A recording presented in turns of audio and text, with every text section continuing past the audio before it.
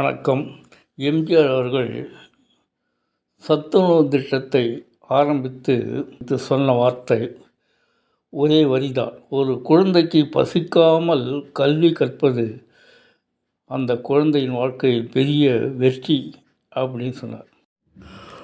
வயிற்றுக்கு உணவில்லாத பொழுது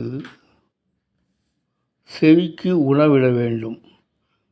அதேபோன்று கல்வி கற்க வேண்டுமானால் வயிற்றில் பசி இருக்கக்கூடாது என்று சொன்னவரும் மக்கள் திலகம்தான். அதை அவர் இறுதி மூச்சு வரை செயல்படுத்தினார். மக்கள் திலகம் தொடங்கி வைத்த மதிய சத்துணவு திட்டத்தை புரட்சித் தலைவி அவர்களும் தொடர்ந்து செயல்படுத்தினார், அவரும் இருக்கும் வரையும். ஃப்ரெண்ட்ஸ், இந்த வீடியோ பிடிச்சிருந்தால் லைக் பண்ணுங்கள், சப்ஸ்கிரைப் பண்ணுங்கள், ஷேர் பண்ணுங்கள். தேங்க்ஸ் ஃபார் வாட்சிங். உச்சநீதிமன்றம் புது உத்தரவு.